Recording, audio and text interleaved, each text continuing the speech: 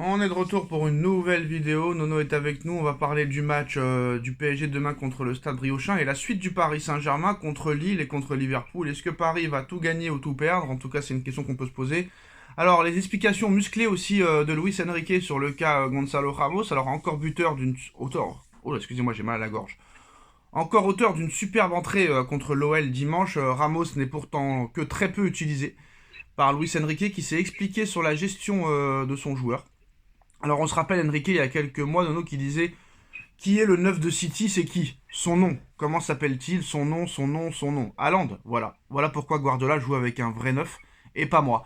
Voilà une phrase qui avait énormément étonné de la part de Luis Enrique à la veille de la réception de Manchester City en Ligue des Champions. Avec cette déclaration, Luis Enrique avait taclé son propre avant-centre Ramos, soulignant qu'il n'avait pas le niveau de Haaland. De quoi piquer le buteur portugais de 23 ans, pourtant auteur de belles entrées en cours de match cette saison. Alors bousculé par une longue blessure à la cheville au début de saison, l'international portugais était revenu sur les terrains mi-novembre mais a très rapidement perdu sa place de titulaire. En 2025, il n'a été aligné qu'à 2 reprises titulaires par Luis Enrique malgré un total de 9 buts et 4 passes décisives en 22 matchs, toutes compétitions confondues et de belles entrées en cours de match comme celle sur la pelouse de l'OL dimanche soir, où il avait encore été décisif sur le troisième but parisien d'un geste exceptionnel. Alors questionné à son sujet avant le quart de finale de Coupe de France contre le Stade Briochin, le coach espagnol s'est justifié sur le turnover. Comment on va gérer Gonzalo Ramos? Comme on l'a fait jusqu'à maintenant, il y a un plan, le match le plus important est celui de demain, mais il y a une vision générale des 10 ou 12 matchs qu'on va jouer ce mois-ci. On doit faire face à ces matchs avec une perspective globale de notre équipe. Les changements peuvent se faire de manière très naturelle, a-t-il lâché. Avant d'en dire un peu plus sur sa place dans la hiérarchie à l'approche du choc contre Liverpool, pour jouer de la meilleure manière contre Liverpool, il faut avoir le temps de jeu adéquat, et c'est ce qu'on va viser. Gonzalo Ramos, je n'ai rien dit de particulier. Il est important quand il joue 10, 30 ou même 90 minutes. Et même quand il ne joue pas, il est très important car il fait preuve d'un superbe état d'esprit. Il est au service de l'équipe et du collectif. C'est un joueur avec un ratio exceptionnel et j'espère qu'il pourra l'améliorer. Je suis enchanté de l'avoir dans mon équipe. Donc Ramos, Nono va donc devoir se montrer demain contre le Stade Briochin pour espérer gagner quelques points. Ah bah c'est sûr. Bon bah encore que c'est pas un match où tu peux vraiment briefer.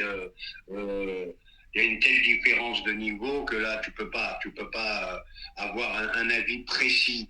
Par contre, tu sens que c'est un mec qui est plein de ballons quand même. Tu vois le geste exceptionnel qu'il fait à Lyon. Tu vois qu'à chaque fois qu'il rentre, il marque souvent. Voilà. Donc les places sont chères à Paris.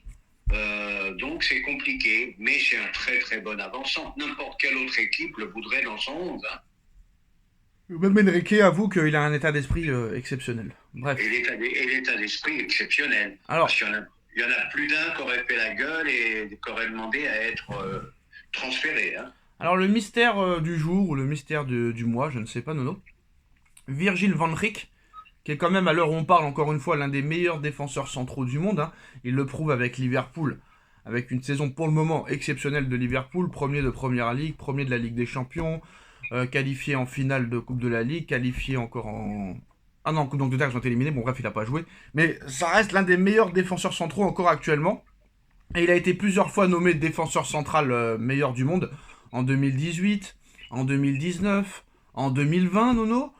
En 2022, je crois aussi. Et là, il a été proposé, Nono, au Real Madrid, au FC Barcelone. Cependant, les deux clubs ont décliné l'offre. Ils n'en veulent pas. Et personne n'en veut. Pourquoi? Ah bah déjà Van Dijk, c'est pas le Van Dijk d'il y a 4-5 ans, Ah si, il est très fort cette année. Il est c'est très fort. Il est très fort, Nono. oui, mais je peux, Ah, je peux plus dire. bah ouais, mais il est très fort quand même. Eh ben, la preuve, il est tellement très fort que personne n'en veut. Parce Bon, que en peut-être il va avoir 34 ans. ah ben voilà, j'allais y arriver. Eh ben voilà, le Real n'achète jamais des joueurs de 34 ans, tu le sais très bien. Tu le sais très bien. Alors on va me dire, oui, celui-là à 38, c'est un phénomène, Modric à 40, c'est un phénomène. Mais c'est quelques rares exceptions. Faut pas non plus exagérer. Mais c'est plus le Bandic d'avant pour moi. Et puis je vais te dire, oui, ben lui aussi, hein, il est plus proche de la fin de carrière que du début. Donc voilà. Est-ce que pour remplacer Skriniar, par exemple, ça t'intéresserait au PSG ou pas du tout? Van Dijk au PSG, À la place de ça peut. Skriniar, pas pour être forcément titulaire, mais pour faire une transition des fois. Quand tu vois peut-être qu'Hernandez va partir, peut-être que Beraldo va partir, peut-être que Skriniar va partir, est-ce que ça peut être un bon joker? Ça peut être un beau joker, mais c'est pas à ce poste-là, c'est pas un joker qu'il te faut, c'est un titulaire en puissance, parce qu'il va coûter très cher, Mandy, quand même. Donc tu peux pas te permettre d'acheter un joueur pour être dans le turnover. Hein. Donc il te faut vraiment un central de premier niveau et titulaire quoi qu'il arrive. Alors on en parlait il y a quelques heures, Nono, et c'est en train de se confirmer. Et en plus de ça, Messi aussi sera libre dans quelques mois. Et le Barça aimerait bien faire revenir Neymar et Messi gratuitement cet été. Donc un rêve pour les fans, hein, un cauchemar peut-être pour la concurrence. Mais est-ce que Neymar et Messi de retour au Barça, c'est possible cet été? Ben, c'est fini, Léo il est en roue libre. Bon, il paraît qu'il va encore faire la Coupe du Monde là, mais il sera très très proche des 40 ans, mais il est en roue libre, c'est plus le Léo qu'on a connu. Et puis là, si le Barça se met dans des histoires folkloriques comme ça, refaire un duo Messi-Neymar, mais ça serait invraisemblable. Ça serait invraisemblable. Qu'est-ce que tu... Surtout quand t'as Rafinha, Yamal, Lewandowski. Mais c'est pour ça, c'est que des conneries tout ça. C'est que des conneries. T'as le futur meilleur joueur du monde qui est là, 19 ans. T'as Lewandowski, bon, je sais pas combien de temps il reste. T'as Rafinha qui est au top des tops. Non, mais faut arrêter les conneries. Faut arrêter. Je sais pas d'où ça sort ces infos, Alors mais ils ont Nono, vraiment besoin de faire du buzz. Hein. Liverpool et le PSG sont les clubs le plus intéressés par Alexander Isak cet été. Ils veulent le recruter, mais malheureusement Newcastle en réclame minimum 180 millions d'euros. Oui, donc au revoir, à bientôt. 180 patates, Nono. Oui, oui, bien sûr, Il est bien si sûr. fort, il est si fort que ça. Il est si fort que ça. Non, mais c'est pas ça le problème. Vraiment, c'est raconter les 180 millions. D'accord. Bon, alors maintenant, je veux savoir le palmarès de ce Isaac, là, qui est pour moi, pour l'instant, j'en entends parler que cette année. Hein. Alors j'aimerais savoir l'âge et son palmarès. Alors,